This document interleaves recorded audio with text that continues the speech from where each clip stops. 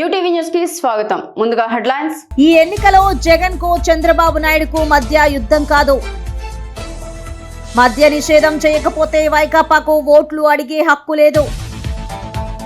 YS వివేక హత్యపై 5 ఏళ్లుగా మాట్లాడని షర్మిల ఇప్పుడెందుకు మాట్లాడుతున్నారు? ఇక డీటెయిల్స్ చూస్తే ఈ ఎన్నికలు జగన్ కు చంద్రబాబు నాయుడుకి మధ్య యుద్ధం కాదు. ఈ ఎన్నికలు ఒక హ్యాబిచువల్ అఫెండర్ అంటే ప్రజలను మోసం చేయడమే అలవాటుగా పెట్టుకున్న ఒక చంద్రబాబుకు ప్రజలకు మధ్య ఈ రోజు యుద్ధం జరుగుతోంది. ఈ యుద్ధంలో నాది ప్రజల పక్షమని వైఎస్ జగన్మోహన్ రెడ్డి అన్నారు.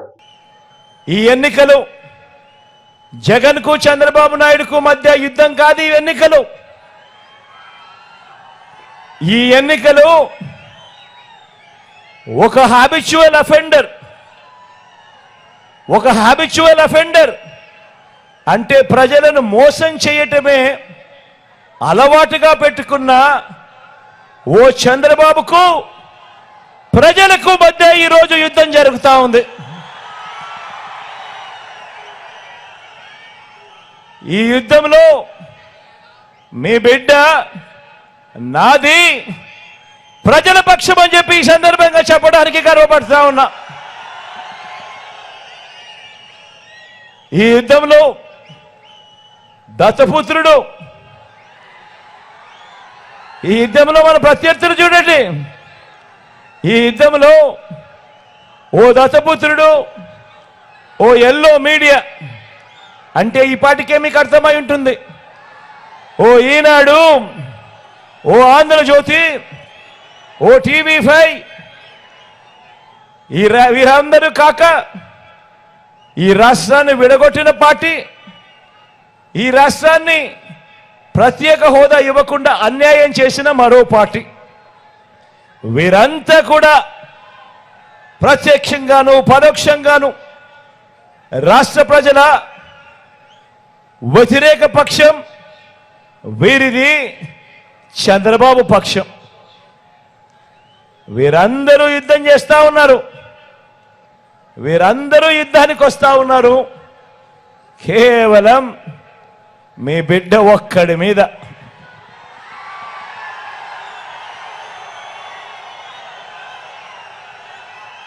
ఇన్ని జెండాలు ఏకమవుతా ఉన్నాయి, ఇన్ని పార్టీలు ఏకమవుతా ఉన్నాయి, కుతంత్రాలు కుట్రలు జరుగుతూ ఉన్నాయి.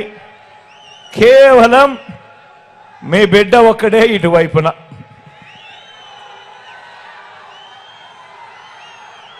మరి మే 13న జరగబోయే ఎన్నికల సంగ్రామంలో మనందరి ప్రభుత్వానికి మద్దతు ఇవ్వడం ద్వారా మే 13న జరగబోయే ఎన్నికల్లో మీ బిడ్డకు మీరు తోడుగా ఉండడంతో మనందరి ప్రభుత్వానికి మద్దతు ఇవ్వడం ద్వారా పేదలు, పిల్లలు, అక్కచెల్లెమ్మలు, అవ్వ తాతలు, రైతులు, బడుగులు, బలహీన వర్గాలు, మైనారిటీలు, వృత్తి వర్గాలు వీరందరి తరపున నిలబడి వీరందరినీ రక్షించేందుకు మీరంతా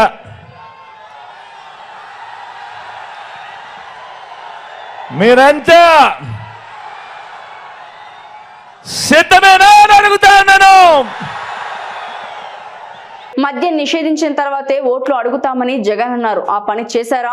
మద్యం నిషేధం చేయకపోతే వైకాపాకు ఓట్లు అడిగే హక్కు లేదు. బాబాయిని గొడ్డలతో చంపి సానుభూతితో గెలిచిన వ్యక్తి జగన్. అలాంటి వ్యక్తికి రాష్ట్రాన్ని పాలించే అర్హత ఉందా? వాలంటీర్ వ్యవస్థకు నేను వ్యతిరేకం కాదు.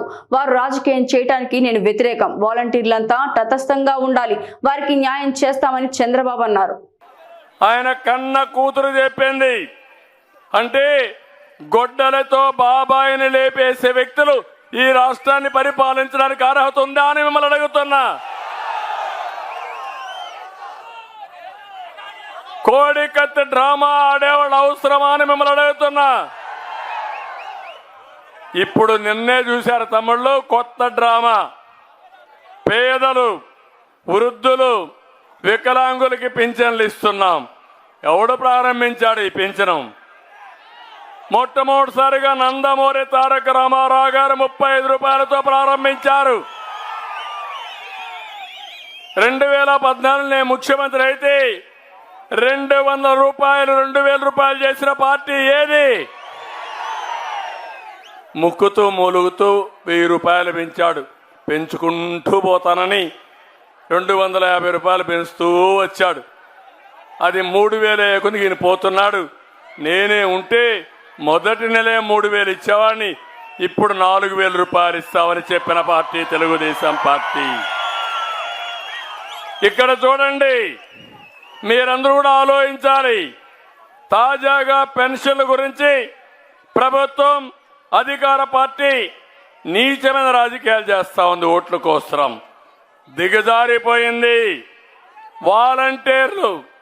వాలంటీర్ వ్యవస్థకు నేను వ్యతిరేకం కాదు. అదే సమయంలో వాలంటీర్లు రాజకీయం చేయడానికి నేను వ్యతిరేకం. దాంట్లో ఆ రాజీ లేదు. ఇంకొక మాట కూడా చెప్పా, మీరుండండి, తటస్థంగా ఉండండి. రేపు మళ్ళా వచ్చేది ఎన్డీఏ గవర్నమెంట్, మేమే వస్తాం, మీకు కూడా న్యాయం చేస్తాం. 5000 రూపాయలు సంపాదించే వాలంటీర్లు బాగా చదువుకున్న వాళ్ళు ఉన్నారు. అలాంటి వాళ్లకు 50,000 రూపాయలు సంపాదించే మార్గం నేను చూపిస్తానని మీ అందరికీ హామీ ఇస్తున్నా. ఈ పనులు చేసి వాళ్ళని రెచ్చగొట్టి రాజీనామాలు చేపించి వైఎస్ఆర్ కాంగ్రెస్ పార్టీ వర్కర్స్ గా తయారు చేసుకోవాలనుకుంటున్నారు. ఇప్పుడు ఎన్నికల కమిషన్ చెప్పింది, వాలంటీర్లు మామూలుగా వాలంటీర్లుగా ఉన్నారు. అలాంటి వాళ్ళు ఫుల్ టైం జాబ్ కాదు, గవర్నమెంట్ ఉద్యోగులే పెన్షన్లు డిస్ట్రిబ్యూట్ చేయాలని చాలా స్పష్టంగా చెప్పారు. ఈరోజు గ్రామ సచివాలయాలు ఉన్నాయి, 1,26,000 మంది స్టాఫ్ ఉన్నారు. ఒక్కొక్క గ్రామంలో 45 మంది ఉంటారు పెన్షన్దారులు. ఆవరేజ్ని ఇస్తే దినానికి 20 మందికి ఇస్తే 2 రోజుల్లో పెన్షన్ అన్ని ఇవ్వడానికి అవకాశం ఉంటుంది. ఇంటింటికి పోయి ఇచ్చే అవకాశం ఉంది. కానీ కోడి కత్తి డ్రామా కమల్ హాసన్ చేసిన పని మీరు చూస్తే ఈయనకు సానుభూతి కావాలి. బాబాయిని చంపేసి సానుభూతి తెచ్చుకుని 2019లో ఓట్లు సంపాదించాడు. కోడి కత్తి డ్రామా ఆడి ఈయన ఏదో చంపడానికి కోడి కత్తో చంపేస్తారంట. ఆ డ్రామాతో సానుభూతి సంపాదించాడు.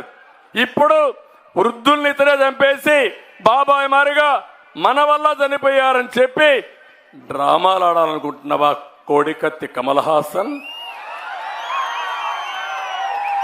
నేను అడుగుతున్నా, ఇక్కడుండే చీఫ్ సెక్రటరీని, అదే మరి అధికార యంత్రాంగాన్ని, మీకు బాధ్యత లేదా అని నిలదీస్తున్నా. డ్రామాలు ఆడుతూ ఉంటే ఆ డ్రామాలు ఆడడానికి మీరు కూడా సహకరిస్తారా? అధికార యంత్రాంగం ఉంది, ఒక్క నెల మీరు పెన్షన్ ఇంటికాడ ఇవ్వలేరా? ఇవ్వలేనంత అసమర్థులా అని మిమ్మల్ని అడుగుతున్నా. అందుకే మీరు చూస్తే ఈరోజు ప్రతిపక్షాల పైన బురజల్లడానికి ఈ పెన్షన్లు ఇవ్వకుండా చేశారు. నేను ఈరోజు మిమ్మల్ని ఒకటి అడుగుతున్నా, ఆలోచించమని. పెన్షన్స్ కూడా విజ్ఞప్తి చేస్తున్నా. పాపం ముసలివాళ్ళు, వృద్ధులు, వికలాంగులు. మిషన్ భగీరథను సక్రమంగా నిర్వహించడం కూడా కాంగ్రెస్ ప్రభుత్వానికి చేత కావడం లేదని BRS working president KTR fire అయ్యారు. అబద్దాల పునాదులపైనే కాంగ్రెస్ ప్రభుత్వం ఏర్పడిందని విమర్శించారు. తాగునీళ్లు లేక ప్రజలు, సాగునీళ్లు అందక రైతులు ఇబ్బందులు పడుతున్నారని ఆవేదన వ్యక్తం చేశారు. మేము నగరానికి 40-50 ఏళ్ల పాటు ఎలాంటి ఇబ్బంది లేకుండా అటు గోదావరి కానీ ఇటు కృష్ణ నుంచి కానీ స్కీము డిజైన్ చేసి మిషన్ భగీరథని అటు పట్టణ ప్రాంతం కానీ ఇటు పల్లె ప్రాంతం కానీ బ్రహ్మాండంగా చేసినాం. శివారు కాలనీలు మా కుత్బుల్లాపూర్లో కానీ శేర్లింగంపల్లిలో కానీ ఇవాళ శివారు కాలనీలకు కూడా గోదావరి నీళ్ళు తెచ్చాం, కృష్ణా నీళ్లు తెచ్చినాం. ఆనాడు కాంగ్రెస్ ప్రభుత్వం ఉన్నప్పుడు బోలక్పూర్లో ఎట్లా అయితే 8 మంది చనిపోయారో కలుషిత నీళ్లతో మీ అందరికీ తెలుసు. అలాంటి దిక్కుమాల పరిస్థితి రాకుండా చేసినాం. 10 ఏళ్లలో వాటర్ ట్యాంకర్లకు కూడా పని లేకుండా చేసినాం. ఇవాళ వాస్తవం ఏంటి అంటే, దయచేసి మీరు ధృవీకరించుకోండి. మీకు ప్రతి చోట కెమెరాలు ఉంటాయి, మీకు ప్రతి చోట రిపోర్టర్లు ఉంటారు, నెట్వర్క్ ఉంటుంది. ధృవీకరించుకోండి. నేను చేసిన ఆరోపణ తప్ప, నేను చెప్తున్న మాట తప్ప ఒప్ప ధృవీకరించుకోండి, ప్రజలకు చెప్పండి అని చెప్పి కూడా పాత్రికేయ మిత్రులకు నా విజ్ఞప్తి. ప్రాజెక్టులో నీళ్లు ఉన్నాయి. ఇవాళ రాష్ట్ర వ్యాప్తంగా ఉండే ప్రాజెక్టుల్లో నీళ్లు ఉన్నాయి, కానీ నిర్వహించే తెలివి ఈ ప్రభుత్వానికి లేదు. పార్టీ గేట్లు ఎత్తడం కాదు ముఖ్యమంత్రి గారు, ప్రజల కోసం చేతనైతే ఈ ప్రాజెక్టుల గేట్లు ఎత్తండి. పార్టీ గేట్లు ఎత్తడం, అదే పనిలో రాజకీయాలు చేయడం కాదు. ప్రజల కోసం ప్రాజెక్టుల గేట్లు ఎత్తండి. ఫోన్ ట్యాపింగ్ కాదు, వాటర్ ట్యాపింగ్ మీద దృష్టి పెట్టండి. మీరు చేయాల్సిన పని చేయకుండా ఇవాళ పనికిమాలిన పనులు చేస్తూ ఉన్నారు. సాగర్లో నీళ్లున్నాయి, నాగార్జున సాగర్లో డ్రింకింగ్ వాటర్ కోసం. సింగూరులో నీళ్లున్నాయి, ఎల్లంపల్లిలో నీళ్లున్నాయి, ఉస్మాన్ సాగర్లో నీళ్లున్నాయి, హిమాయత్ సాగర్లో నీళ్లున్నాయి. మరి రాష్ట్ర రాజధానిలో ప్రజలు ట్యాంకర్లు ఎందుకు బుక్ చేసుకోవాలండి? ఇన్ని నీళ్లు చుట్టూతా ఉండంగా ఎందుకు ప్రజలు ట్యాంకర్లు కొనాల్సిన దుస్థితి ఉంటుందో ముఖ్యమంత్రి గారు చెప్పాలా. నేను నిర్దిష్టంగా చెప్తా ఉన్నా, ఇవాళ ఎన్ని నీళ్లు ఉన్నాయో కూడా చెప్తాను మీకు. సింగూరులో ఈరోజు 18 టీఎంసీల నీళ్లున్నాయి, ఎల్లంపల్లిలో 7.73 టీఎంసీల నీళ్లున్నాయి, ఉస్మాన్ సాగర్లో 2.65 టీఎంసీల నీళ్లున్నాయి, హిమాయత్ సాగర్లో 2.16 టీఎంసీల నీళ్లున్నాయి. సాగర్ విషయానికి వస్తే, నాగార్జున సాగర్ విషయానికి వస్తే ప్రస్తుత నీటి మట్టం సాగర్లో 513 ఈరోజు. 513లో ఉంటే కూడా మనం బ్రహ్మాండంగా దాదాపు 10 టీఎంసీలు డ్రింకింగ్ వాటర్ కోసం తీసుకునే సామర్థ్యం మనకుంది, అక్కడ ఉండే సిస్టమ్కి ఉంది. 513 నుంచి ఒకవేళ 510కి పడ్డా నీళ్లు తగ్గినా 9 టీఎంసీలు తీసుకోవచ్చు. అక్కడి నుంచి MDDL అంటారు, minimum drawdown level.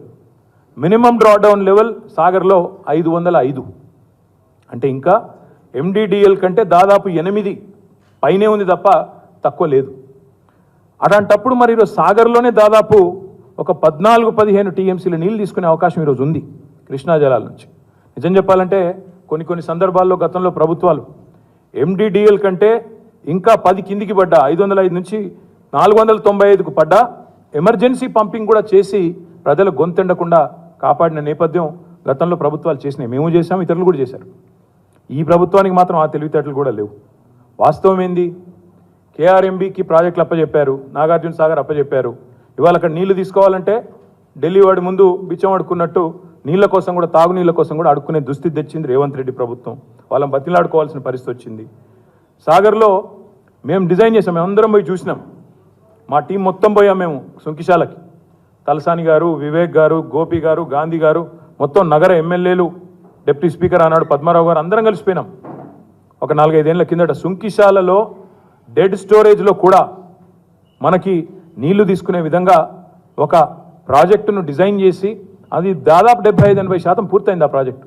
YS షర్మిలారెడ్డికి AP ప్రభుత్వ సలహాదారుడు సజ్జల రామకృష్ణారెడ్డి కౌంటర్ ఇచ్చారు. ఆమె తెలంగాణ నుండి ఏపీకి ఎందుకు వచ్చారో తెలియదన్నారు. వైఎస్ వివేక హత్యపై 5 ఏళ్లుగా మాట్లాడని షర్మిల ఇప్పుడెందుకు మాట్లాడుతున్నారని సజ్జల ప్రశ్నించారు. షర్మిల, సునీత వెనుక చంద్రబాబు ఉన్నారు. షర్మిల చంద్రబాబు ఆరోపణలపై తాను స్పందించాల్సిన అవసరం లేదన్నారు. నేను ఇంతకుముందు నా దాంట్లోనే అనిసింది, వాళ్ళు మొదలు పెట్టిన అందులో ఒకరేమో పార్టీ అధ్యక్షురాలుగా ఉన్నారు, కాంగ్రెస్ పార్టీ అధ్యక్షురాలుగా వాళ్ళు పెట్టుకున్నారు. ఆమె ముందు అక్కడ తెలంగాణలో ఎందుకు పార్టీ పెట్టారు, అక్కడ ఎన్నికలు వచ్చేంత వరకు తెలంగాణ నేను పెట్టిన గడ్డ కాబట్టి అక్కడే నేను పూర్తి ఇది ఉంటానని అక్కడ ఉండి అక్కడి నుంచి సడన్గా మాయమైపోయి ఉన్నట్టుండి ఇక్కడ ప్రత్యక్షం కావడం. అయిన తర్వాత అక్కడ ఎందుకు పెట్టారో, ఆ స్టేట్కి నా జీవితం అంకితమని ఎందుకు వదిలేశారో ఆమె ఎక్కడా చెప్పలే, సంజయ్ శివలే. సరే ఏదో ఒక నేషనల్ ఎత్తిపోయి నేషనల్ పార్టీకి వచ్చారు కాబట్టి అదే ఆ అజెండా పెట్టుకున్నారంటే వచ్చిన రోజు నుంచి ఈ వ్యక్తిగతమైన దీనిలను తీసుకున్నారు. ఇంకొకరైతే దాన్ని ఏమంటారు, మర్డర్కు సంబంధించి అది ఒక్కటి తీసుకుని ప్రజలకు అప్పీల్ చేస్తున్నారు. ప్రజాస్వామ్యం ఎవరు ఏ అప్పీల్ అయినా చేయొచ్చు, ప్రజలకు విజ్ఞప్తి చేయొచ్చు, డిమాండ్ చేయొచ్చు, స్వేచ్ఛ వాళ్ళకున్నంత వరకు వాడుకుంటారు. కానీ లిమిట్ దాటి కూడా క్యారెక్టర్ అసాసినేషన్కి వెళ్తున్నారు. కోర్టు పరిధిలో ఉన్న అంశాల గురించి కూడా అడ్డగోలుగా మాట్లాడుతున్నారు. ఈ రెండు రాంగ్ థింగ్సే, ఈ రెండు తప్పు. కానీ వెనక ఆడిస్తున్నది చంద్రబాబు నాయుడు. ఆయనకు ఎప్పుడైతే ఏం మాట్లాడడానికి ఏం లేవు, ఆయనకు చెప్పడానికి ఏమీ ఇది లేదు, ఆయన జగన్మోహన్ రెడ్డి గారిని వేరే రకంగా ఎదుర్కొనే శక్తి లేక అన్ని మాయలు అయిపోయాక ఆఖరి దీంట్లో ఈ మహిళలు ఇద్దరి మీద డిపెండ్ అయ్యి వాళ్ళను ముందు పెట్టి వాళ్ళతో కూడా అటాక్ చేయిస్తున్నారు. కానీ ప్రజలు అన్నీ గమనిస్తున్నారు. 5 ఏళ్ల వరకు లేని ఇప్పుడు ఎన్నికల సమయంలోనే ఉన్నట్టు ప్రజలకు అప్పీల్ చేసుకుంటూ ఎందుకు వచ్చినారు? ఈ 5 ఏళ్ల పాటు షర్మిలమ్మ ఆమె అసలు దీని గురించి మాట్లాడని ఆమె ఎక్కడ ఈరోజు ఉన్నట్టుండి వచ్చి ఎందుకు అంటున్నారు? ఈరోజే రక్తపు దీంట్లో ఇదైపోయిందని ఎందుకు అనగలుగుతున్నారు? ఎట్లా ఏ రకంగా అంటున్నారు? ఏమీ రీజనింగ్ లేదు, ఏమీ లేదు. కేవలం మేము అంటున్నాం కాబట్టి వేయడానికి ఈనాడో ఆంధ్రజ్యోతో ఆ ఛానల్స్ ఉన్నాయి కాబట్టి దాంట్లో 4 రోజులు రిపీటెడ్ చేసి వాళ్ళకి నేను ఇంతకుముందు అన్నా కదా, నోరెత్తితే చంద్రబాబులో ఫస్ట్ డైలాగ్ వచ్చింది బాబాయి గొడ్డలి. ఎవరి బాబాయ్? ఆయన బాబాయి. ఆయన ఏమైనా గొడ్డలతో ఇచ్చేసాడా?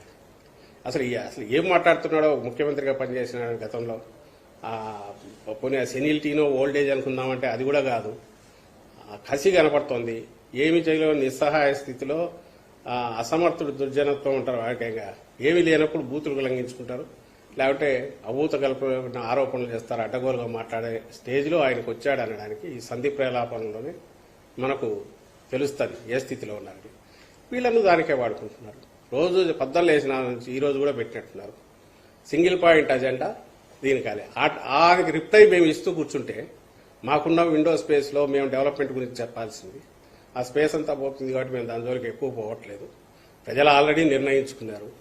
ఈ తప్పుడు ఆరోపణలు ఏదైతే చేస్తున్నారో, క్యారెక్టర్ అసాసినేషన్ ఏదైతే చేస్తున్నారో దాని మీద లీగల్గా ఏమైనా ప్రొసీడ్ అయితే అవుతాం.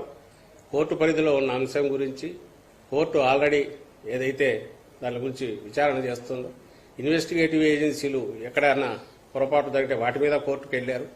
కేసు అనేది ఒకటి అక్కడ నడుస్తోంది. ఆ కేసు గురించి మీకెవరికన్నా ఇవి ఉంటే అక్కడ మాట్లాడొచ్చు, లేదా ఇక్కడికి వచ్చి సందర్భం వచ్చినప్పుడు మాట్లాడొచ్చు. కానీ ఎన్నికల నేపథ్యంలో ఒక రాజకీయ పార్టీగా దాని అజెండా కేవలం దురదృష్టవశాత్తు అప్పుడు జరిగిన ఒక దారుణమైన హత్య, 5 ఏళ్ల క్రితం జరిగిన దారుణమైన హత్య గురించి ఈరోజు దాన్ని తీసుకొచ్చేసి అది ఒక అజెండాగా చేయడం అంటే అక్కడే తెలుస్తుంది వాళ్ళకున్న ఉద్దేశాలు దాని వెనక ఏమున్నాయి అనేది. సో దీనికి ఏ స్థాయిలో ఎప్పుడు రియాక్ట్ కాలం అవుతుంటారు కానీ వెనక ఎవరు నడిపిస్తున్నారు అనేది తెలిసినప్పుడు, అలాగే వాళ్ళ మాటల్లోనే ఆయన్ను ఆ చుట్టూ ఉన్న వీళ్ళందరినీ పొగుడుతూ గతంలో కూడా మాట్లాడారు. వీళ్ళంతా ఒకరు గ్యాంగ్ అప్ అయి ఒక్క జగన్మోహన్ రెడ్డి గారిని ఎలాగో తప్పిస్తే మళ్లీ అధికారాలు పంచుకోవచ్చో, లేదంటే మళ్లీ 5 ఏళ్ల పాటు మేము ఇది కావచ్చని ఒక స్వార్థపూరితంగా చంద్రబాబు నాయుడు ఆలోచించే దాంట్లో వీళ్ళు పావులయ్యారు, లేదా పాత్రదారులయ్యారు. కీలక పాత్రదారులు కూడా ఇప్పుడు అయినట్టున్నారు. సో వీళ్ళ గురించి ఎంత తక్కువ మాట్లాడుకుంటే అంత మంచిది నేను భావిస్తున్నాను. చంద్రబాబు ఎంతగా దిగజారిపోయాడంటే ప్రతి నెల 1వ తారీఖున వచ్చే పెన్షన్ పెట్టే వాలంటీర్లపై చంద్రబాబు కుట్ర పన్నాడని ముఖ్యమంత్రి అన్నారు. చంద్రబాబు మనిషి నిమ్మగడ్డ ఇచ్చిన ఫిర్యాదుతో వాలంటీర్ వ్యవస్థను రద్దు చేసే పరిస్థితులు కల్పించారని, అవ్వాతాతలు పింఛన్ అందుకునేందుకు నడవలేక అగచాట్లు పడుతున్న వారిని చూసినప్పుడు ఈ చంద్రబాబు మనిషా శాడిస్టా అనిపించిందన్నారు. ఏ స్థాయికి దిగజారిపోయాడు అనంటే ఆ వాలంటీర్లు వెళ్ళి అవ్వాతాతలకు ఇంటికి వెళ్ళి గుడ్ మార్నింగ్ చెబుతూ చిరునవ్వుతూ 1వ తారీఖున ఎప్పుడూ కూడా క్రమం తప్పకుండా, ఎప్పుడూ కూడా మిస్ కాకుండా నెల 1వ తారీఖు వచ్చేసరికి సూర్యుడు ఉదయిస్తున్నాడో లేదో కానీ వాలంటీర్ మటుకు చిరునవ్వుతో వచ్చి తలుపు తట్టి సెలవు దినమైనా పండుగ దినమైనా కూడా వచ్చి అవ్వాతాతల ముఖంలో చిరునవ్వును చూస్తూ మనవల్లగా మనవరాళ్ళగా అవ్వాతాతల చేతుల్లో పెన్షన్ పెట్టి ఆ వాలంటీర్లను కూడా ఇదే పెద్ద మనిషి చంద్రబాబు నాయుడు గారు పథకం ప్రకారం ఎలక్షన్ కమిషన్కు నిమ్మగడ్డ రమేష్ అని చెప్పి తన మనిషి చేత లేఖలు రాయించి ప్రెజర్ పెట్టించి ఏకంగా వాలంటీర్ అనేవాడే లేకుండా, వ్యవస్థ అనేది లేకుండా ఏకంగా రద్దు చేసిన పరిస్థితులు కనిపిస్తూ ఉంటే ఈరోజు ఆ అవ్వాతాతలు ఆ పెన్షన్ అందుకునేందుకు, నడవలేని వయసులో ఉన్న అవ్వాతాతలు పెన్షన్ అందుకునేందుకు ఈరోజు పడతా ఉన్న అగసాట్లు చూస్తూ ఉన్నప్పుడు ఈ పెద్ద మనిషి చంద్రబాబు నాయుడు గారు మనిషా లేదా ఒక సేడిస్తా అని అడుగుతా ఉన్నాను ఈ సందర్భంగా. మరోసారి నరేంద్ర మోడీని ప్రధానమంత్రి చేయాలని స్వామివారిని ప్రార్థించినట్లు జయప్రద తెలియజేశారు. వీఐపీ విరామ సమయంలో కుటుంబ సభ్యులతో కలిసి తిరుమల స్వామివారిని దర్శించుకున్నారు. అనంతరం ఆమె మీడియాతో మాట్లాడుతూ ఇవాళ తన పుట్టినరోజని చెప్పారు. ఏటా స్వామివారిని దర్శించుకోవడం ఆనవాయితీగా వస్తోందన్నారు. ఈరోజు జన్మదిన సందర్భంగా నేను స్వామివారిని దర్శించుకోవడానికి వచ్చాను. నేను ప్రతి బర్త్డేకి నా జన్మదిన సందర్భంగా నేను స్వామివారిని దర్శించుకోవడానికి వస్తూ ఉంటాను. ఆ స్వామి మన ఆంధ్ర ప్రజలకి, అలాగే ఆంధ్ర ప్రజలకి రాజధాని ఇవ్వాలని, ఆంధ్ర ప్రజలు సుఖంగా ఉండాలని, ఆంధ్ర ప్రజలు రైతులందరూ కూడా సుఖశాంతులతోటి ఆనందంగా ఉండాలని నేను మనస్ఫూర్తిగా కోరుకుంటున్నాను. ఈరోజు ఆ స్వామి కరుణ వల్ల, ఆ స్వామి ఇచ్చినటువంటి సౌభాగ్యం నాకు, ఈరోజు ఆయన దర్శన భాగ్యం నాకు కలిగింది.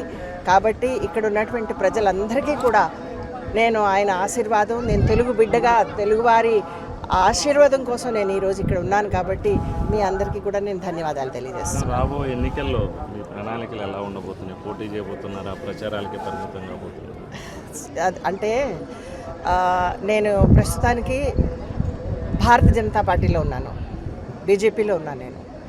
అయితే శీర్ష నేతృత్వంలో ఉన్నటువంటి వారందరికీ కూడా తెలుసు, అంటే నేను ఆంధ్రుల బిడ్డనని. కాబట్టి నాకైతే ఇక్కడి నుంచి నాకు అవకాశం వస్తే తప్పకుండా నేను ప్రజలకు సేవ చేయాలి అనేది నా మనసు. అలాగే నా జీవితకాలం కూడా నేను పనిచేయాలనేది, ప్రజలకి అభివృద్ధిలోకి తీసుకురావాలనేది నా కోరిక. నాకు టికెట్ ఇక్కడ లేకపోతే కనుక ఆ పైన ఉన్నటువంటి శీర్ష నేతాగణ్ వాళ్ళు ఉన్నటువంటి ఆలోచన ఇంతకంటే మంచిదే కావచ్చు. కాబట్టి నేను నా యొక్క జయప్రదగా నేను నిర్ణయం తీసుకోలేను ఇటువంటిది. కాబట్టి వాళ్ళ మీదే వదిలేస్తున్నాను.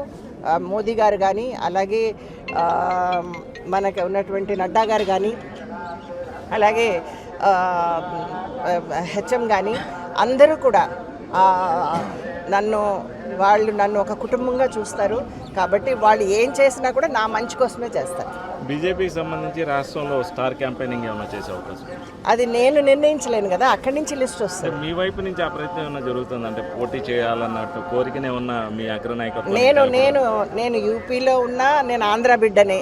నేను ఇక్కడ ఉన్నా కూడా ఆంధ్ర బిడ్డనే. కానీ ఇక్కడ ఉన్నటువంటి నేను కోరుకునేది ఏంటంటే, ఎవరైతే రాజధాని తేగలరో, ఎవరైతే ఈ యొక్క ప్రజల యొక్క మనకున్నటువంటి ఆ యువకులకి, అలాగే మహిళలకి రక్షణ, వాళ్ళకి ఉద్యోగాలు, వాళ్ళకి జాబ్స్, అలాంటి ఇప్పుడు ఏదైతే వాళ్ళకి దిక్కుతోచని పరిస్థితుల్లో ఉన్నారో, మోదీ గారి వేవ్ నడుస్తుంది. కాబట్టి ఇస్ బార్ 400 పార్ ఆయన ఇచ్చినటువంటి ఈ యొక్క నారాని మనం అందరం తెలిసిందే. ఈసారి మోదీ గారు మూడోసారి కూడా ప్రధానమంత్రి గారు కావాలనేది మన కోరిక.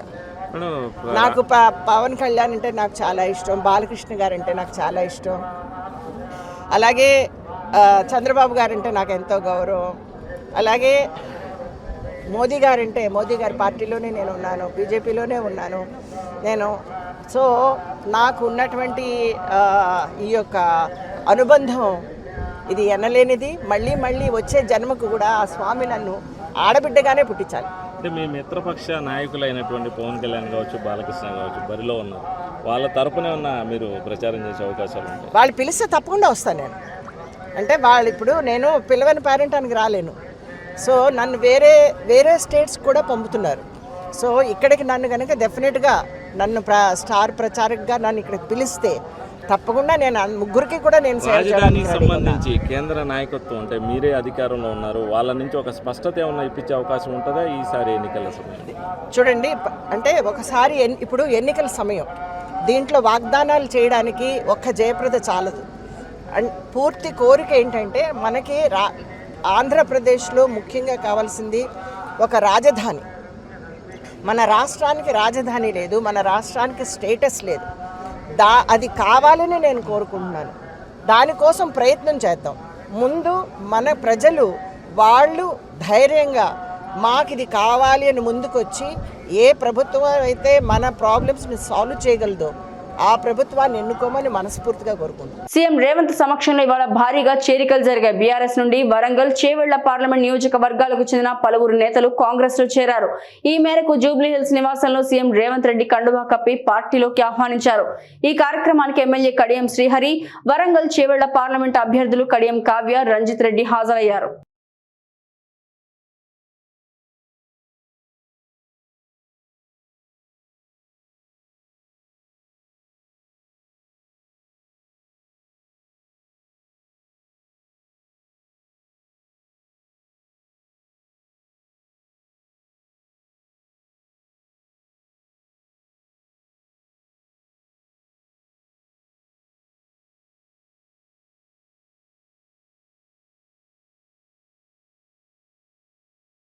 జరగబోయే పార్లమెంట్ ఎన్నికల్లో కాంగ్రెస్ పార్టీకి తెలంగాణ ప్రజలు తగిన గుణపాఠం చెప్పాలని బీఆర్ఎస్ కార్యకర్తలనే నాయకులుగా తయారు చేస్తామని మాజీ మంత్రి హరీష్ రావు అన్నారు.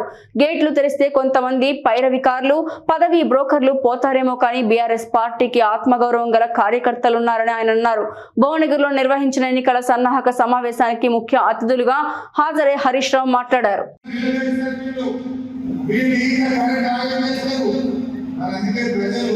కాంగ్రెస్ పార్టీకి గట్టిగా ఈ ఎన్నికల్లో పొరపాటు చెప్పాల్సిన అవసరం ఉంది. ఆయన ఏమంటారు? నా 100 రోజుల పాలనకు ఈ ఎలక్షన్ జరపమంటారు. ఆయన 100 రోజులు చేసిన పని కదా ఓట్ వేయాలి. రేపు ఏమంటాడు? డబ్బుపై కాంగ్రెస్ గెలిస్తే ఏమంటాడు? 100 రోజుల్లో ఇస్తున్న 6 గ్యారెంటీలు ఎగవేట్టినా, రుణమాఫీ ఎగవేట్టినా, 2500 ఆడవాళ్ళకి ఎగవేట్టినా, తులం మహిళలకు ఎగవేట్టినా, స్కూటీ ఎగవేట్టినా, ఇవన్నీ మోసం చేసిన ఓటేసింది. అందువల్ల ఈ 100 రోజుల పాలనలో ఇచ్చిన మాటలు తుగలబడినవి. వాళ్ళు పేపర్లు వచ్చి ప్రజల్ని మోసం చేసినందుకు ఈ ఎన్నికల్లో కాంగ్రెస్ వార్తలు ముగించే ముందు హెడ్లైన్స్ మరోసారి. ఈ ఎన్నికలో జగన్ కు చంద్రబాబు నాయుడుకు మధ్య యుద్ధం కాదు. మద్య నిషేధం చేయకపోతే వైకాపాకు ఓట్లు అడిగే హక్కు లేదు. వైఎస్ వివేక హత్యపై 5 ఏళ్లుగా మాట్లాడని షర్మిల ఇప్పుడెందుకు మాట్లాడుతున్నారు? న్యూ టీవీ న్యూస్ ఇంతటితో సమాప్తం. తిరిగి రేపటి బులెటిన్లో మళ్ళీ కలుసుకుందాం. అంతవరకు సెలవు. నమస్కారం.